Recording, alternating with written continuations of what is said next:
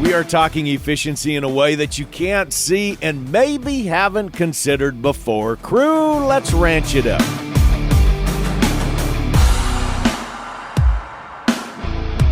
Good day, everyone, and thanks for riding with us on this all-new episode of the Ranch It Up Radio Show. I'm Jeff Tigger Earhart. And I'm Rebecca Warner, a.k.a. Beck. A big thank you goes out to our partners, the American Gelbvieh Association, Imogene Ingredients and Pharmatan, Westway Feed Products, Medora Boot and Western Wear, Dakota Cowboy, Allied Genetic Resources, and Allied Feeding Partners, LivestockMarket.com, EquineMarket.com, AuctionTime.com, RFD TV, Wrangler, and this fine radio station. I don't even have time to chit-chat because I know we have lots to cover this episode, so heading right to my top news story. A group of small food distributors have filed a new lawsuit accusing the nation's 4 largest beef packers of fixing prices for years. The plaintiffs contend that going back to at least January 1st, 2015, Cargill, JBS USA, Tyson Foods, and National Beef Packing Company, which collectively control more than 80% of the U.S. cattle supply, used their market power by conspiring to limit the supply of beef sold to purchasers and inflate prices. They said the alleged scheme continued and has caused them financial harm at least through the end of 2021. As a result, plaintiffs paid higher prices for beef than they otherwise would have paid in a competitive market, states the lawsuit, seeking relief under the Sherman Antitrust Act. The lawsuit resembles previous litigation against beef packers that garnered settlements in the tens of millions of dollars at the same time that the Department of Justice and Congress scrutinized their practices. The lawsuit cites beef plant production data and price fluctuations, as well as testimony from 2 inside witnesses with knowledge of company agreements to help each other manage output. That's all I have. It's a short one, but an important one. Hey all, Mark Van Zee with EquineMarket.com. Coming up this Wednesday, October 25th, we have our monthly online horse auction. Bidding opens at just $100, no reserves. All horses will sell. Featured lots include MG Dos Rios, a Bay Roan, AQHA Gelding, 2021, 14-3, ridden on the trails, crosses rivers and logs really well from Raptor-esque Ranch in Berryville, Arkansas. Bayou, a Palomino Paint Gelding, 2021, super nice. Willing to please and never offered to buck, ready to ride from Blazer Performance Horses in Perryton, Texas. Don't Chip My Gray, a gray AQHA bred mare, 2008, 15.1 hands, was primarily a riding mare prior. She produces large athletic, smart foals from Smith Performance Horses in Autry, North Carolina. Miss Frenchman Zip, a Palomino AQHA filly, 2023, 11 hands high, weaned in July, leads, trailer, stands for the farrier, excellent temperament from Smith Performance Horses. Oaks Fire and Ice, a black Frisian sport horse filly, 2023, weaned, halter broke, potential for top-level dressage or an all-around riding horse from Oakview Frisians in Newfield, Pennsylvania. Bonnie's Lucky Gorilla, a Gorilla AQHA mare, 2021, 14.1 hands high. She's not marish, excellent foundation, started under saddle from Smith Performance Horses. The Pharaoh Hero, a sorrel AQHA gelding, 2020. Very nice horse with lots of potential. Been raced on the track with strong athletic build from 4G Ranch in Del Rio, Texas. Morrow Silver Girl, a gray thoroughbred filly, 2021. Never raced, jockey club registered, friendly, quiet, and easy horse from Equestrian Resolutions in New Summerfield, Texas. JDG Bucko, a dun AQHA colt, 2021. 15 hands high. Very sweet. From Briley Farms in Nehaka, Nebraska. Bidding is open right now. All horses open at $100, and they're all going to sell the morning of Wednesday, October 25th. You got a horse to sell? Regular online horse auctions, 4th Wednesday of every month on EquineMarket.com and AuctionTime.com. Coming up after the break, we're talking efficiency in a way that you probably haven't looked at before and in a place that you can't see. We'll be back with more of the Ranch It Up Radio Show after this.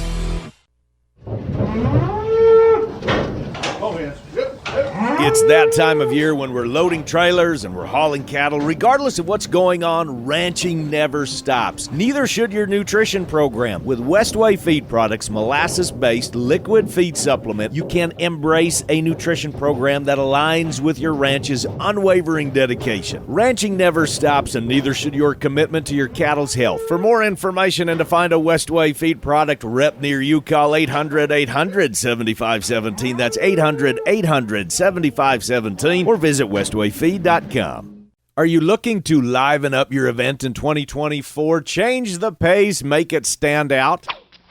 Let us, Tigger and Beck, agriculture advocates, outdoorsmen, and all-around fun couple be the addition to hook the attention. I see what you did there. Now, we will leave you laughing and having a positive outlook on the future. From being the keynote speakers to MC to masters of ceremony, let us, Tigger and Beck, make your event unforgettable.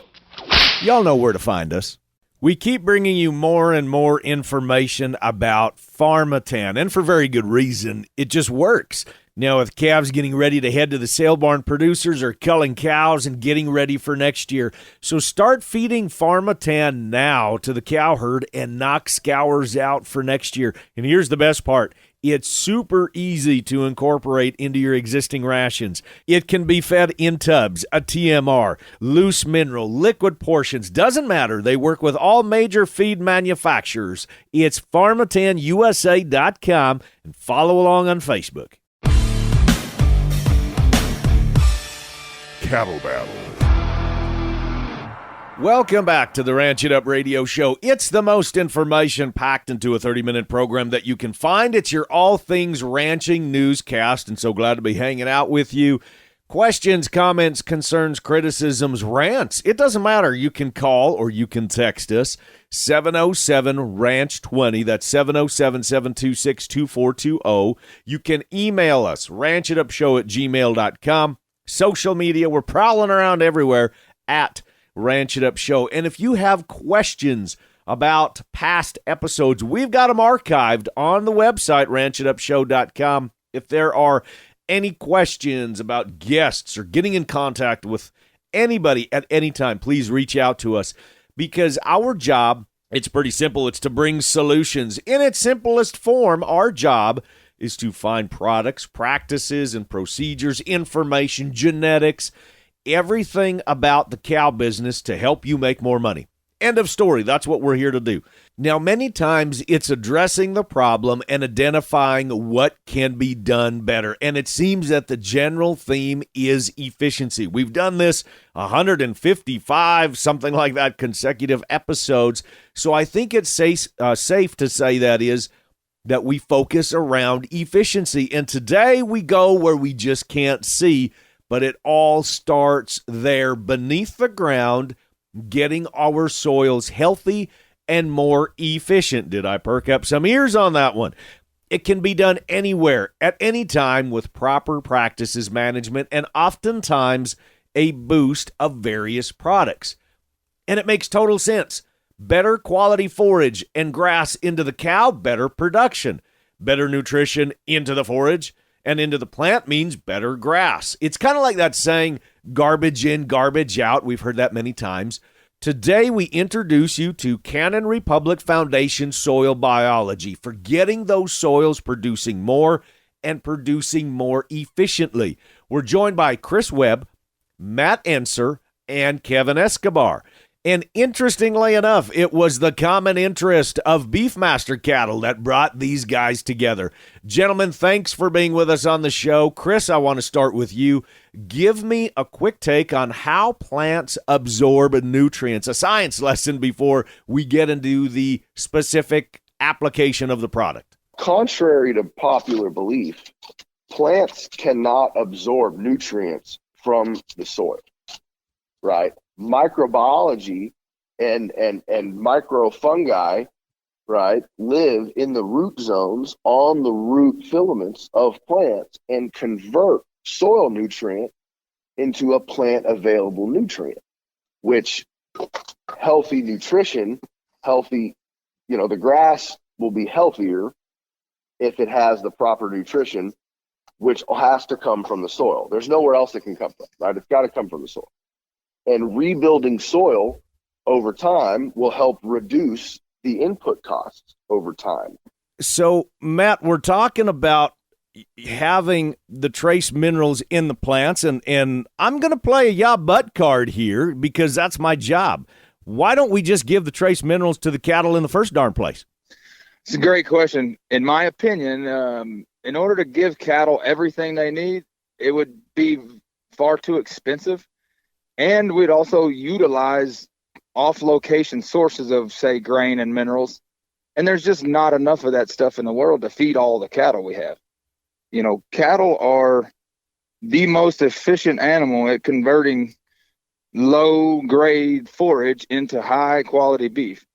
And for them to do that efficiently, there's no way we could ever afford or have enough of the minerals and nutrients needed if we just said and bought it and put it out there. You know, there's just too many cattle in the world, and there's not enough of that source. The greatest source of those nutrients is already in the soil. Everybody's got it. Everybody's got soil. Everybody's soil can grow grass. It's just most of the biology needed to grow that grass and to convert those nutrients to plant availability has been depleted over time, you know, by overgrazing or by cultivation or by, you know, these common methods of doing pastures. So Mother Nature knows how to do that for us. We just trying to kind of help her out a little bit.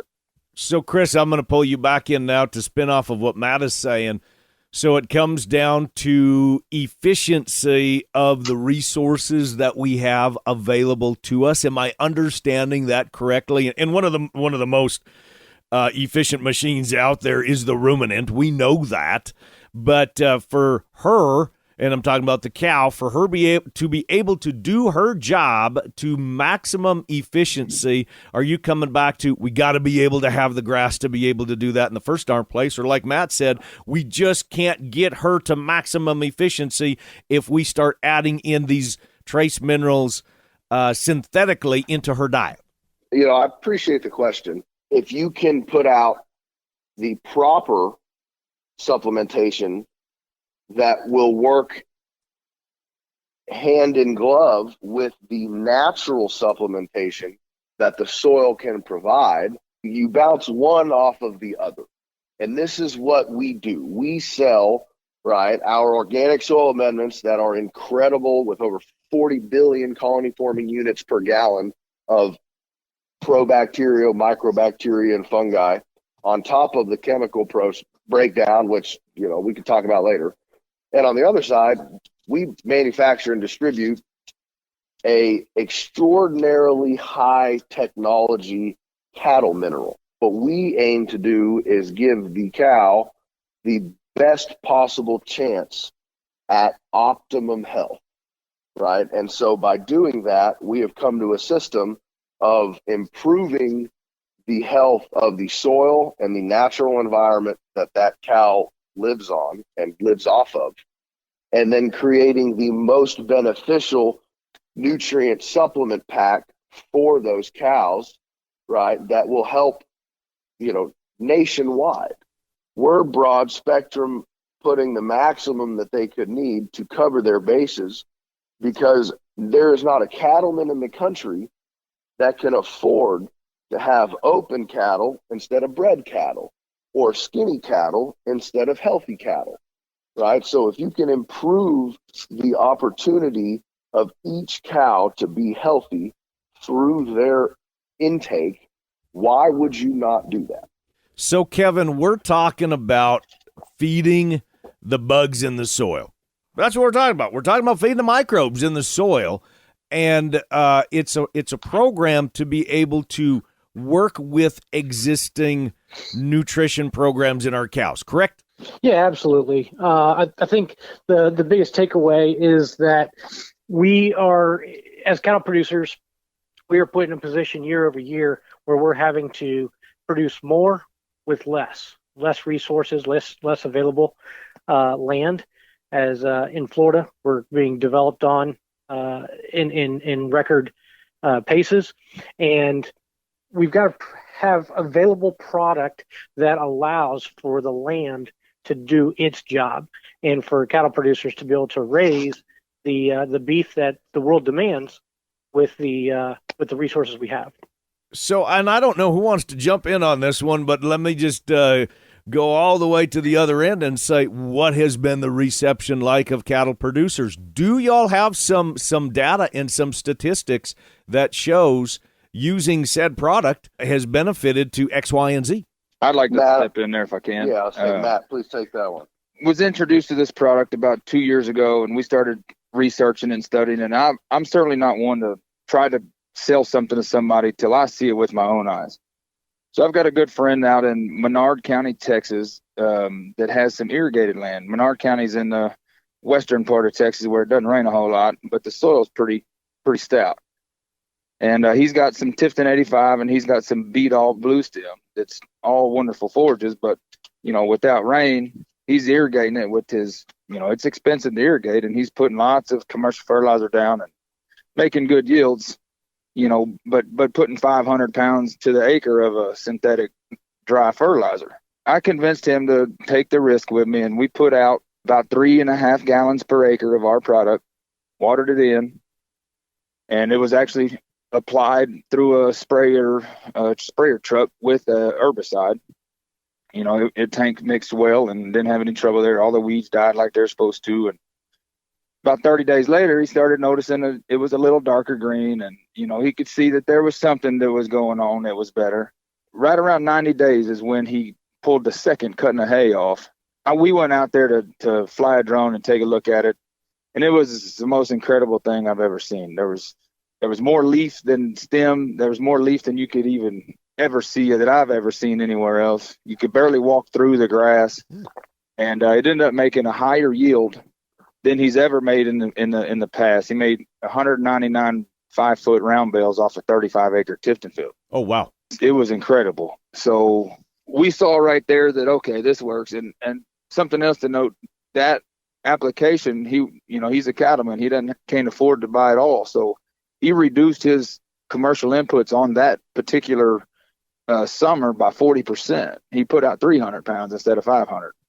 And he still out-yielded, by far out-yielded any cutting in the past. So when is the best time to, and I'm assuming, as you said, this is in liquid form that we go ahead and how we're applying? Yeah, so the best time would be, just kind of think about when you need the most forage and try to shoot for 3 or 4 months ahead of that. This is a biological product. It's going to take time to get into that root zone.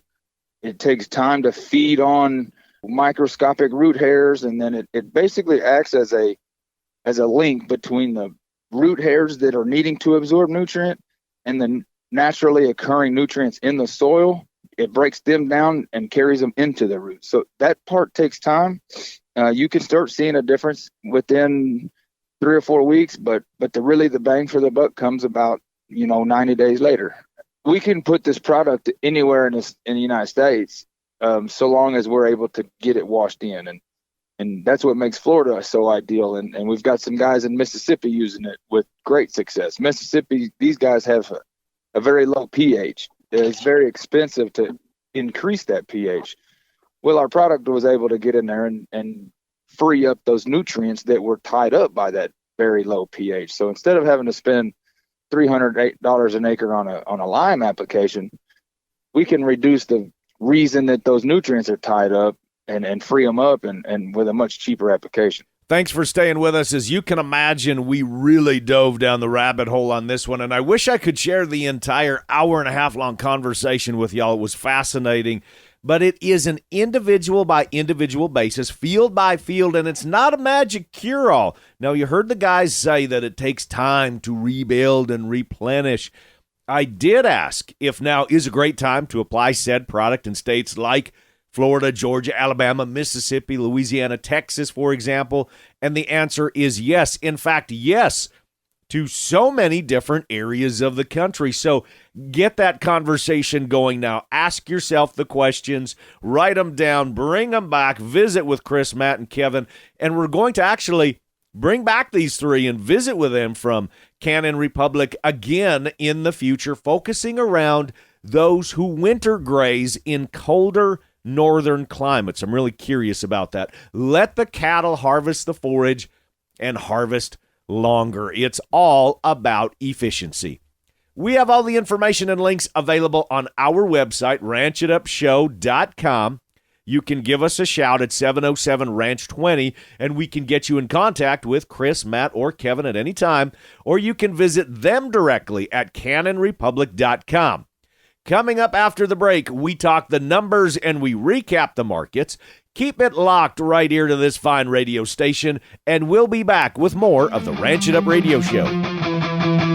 Livestockmarket.com. We hear from them each and every week, highlighting various sales and lots, but have you taken the time to cruise the site, look around and see what cattle are bringing? How about lower that sale expense and give Livestock Market a try? It's about the easiest way to market your stock, and it puts your product on a worldwide view. Livestockmarket.com. It's simple and it works. You're going through your calves, looking what worked and what didn't work. So as you're reviewing your program, you need to ask, is this a time to change? Is this a time to make additions or subtractions? Galvy and Balancer may just be the right fit for you. Galvy and Galvy-influenced females offer sustainability and maternal growth, while the bulls can add those extra pounds at weaning. Find a breeder near you, galvy.org, or check out Galvy on Facebook.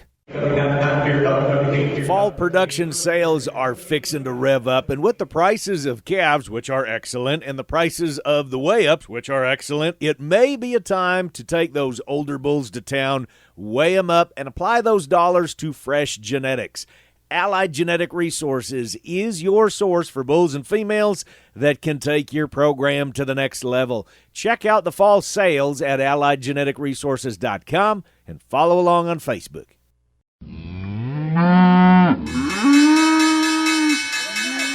Welcome back, everyone, to the Ranch It Up Radio Show. That time in the program when we check in with Kirk Donsbach, StoneX Financial Incorporated. And a reminder again, for those of you that just found the Ranch It Up Radio Show, you can subscribe to Kirk's free newsletter by texting the word cattle, CATTLE, to 33777. Kirk, how are you? What's going on? Oh, I'm very good, Tigger. How about yourself? Doing fantastic. You want to know why I get to talk to my buddy Kirk? No, why not? Huh? Right? Hey, what happened last week? What's going on? As of Friday, October 13th, November feeders closed the week at 251.62.5. That's up 75 cents on the week, with the CME feeder index at 250.11, down 30 cents on the week.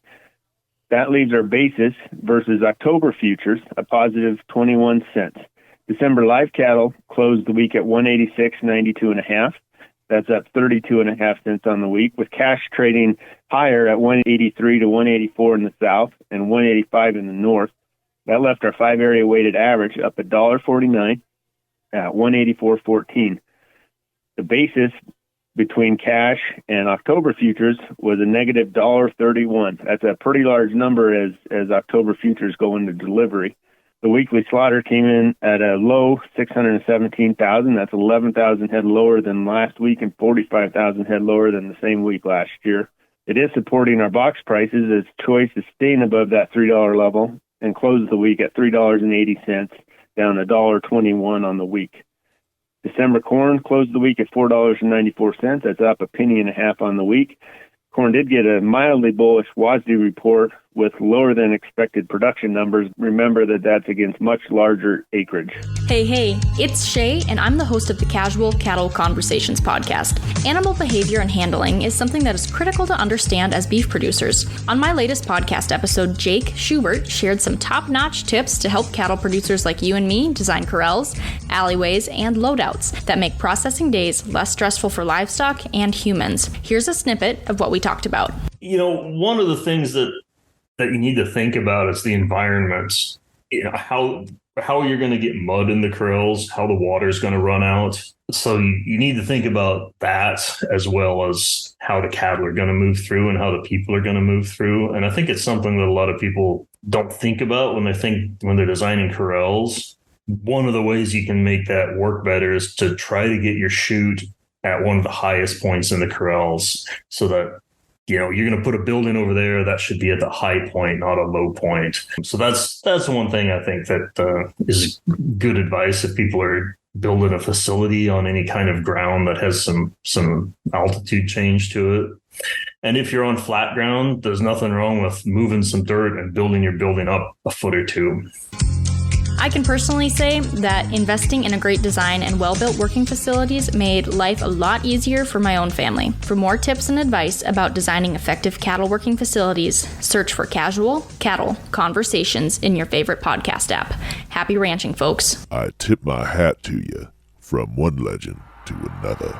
Before we say fare thee well, let's give a big old tip of the hat to all of the truckers out there. The bull haulers. Yes. They're kind of trying to look through their eyelids this time of year. Yeah, trying to take cattle to and from different destinations to new addresses. Can I throw one in? Yes. With the bull haulers? And that's all of the people that are working at the sale barns, weigh stations, panning cattle. Maybe they are brand inspectors. Mm-hmm. Let's throw those in there too. It is a busy time of year. As you would say, it takes a village. Yes, it's quite the crew that wraps it busy together. Time of year, my favorite time of year. And now that is going to wrap it for today. A big thanks from our crew to yours, Chris Webb, Matt Enser, Kevin Escobar with Cannon Republic, Mark Vanzi with LivestockMarket.com, Shay Keister with Casual Cattle Conversations, Kirk Donsbach with StoneX Financial Incorporated, and the boss lady, Rebecca Warner, a.k.a. Beck. A big thank you to our partners, the American Galvay Association, Imogene Ingredients, Pharmatan, Westway Feed Products, Medora Boot and Western Wear, Dakota Cowboy, Allied Genetic Resources, Allied Feeding Partners, LivestockMarket.com, EquineMarket.com, AuctionTime.com, RFD TV, Wrangler, and this fine radio station. And crew, so glad y'all came with us one more time as we ranch it up. Be sure to follow and like us on Facebook at Ranch It Up Show. Our email is ranchitupshow@gmail.com.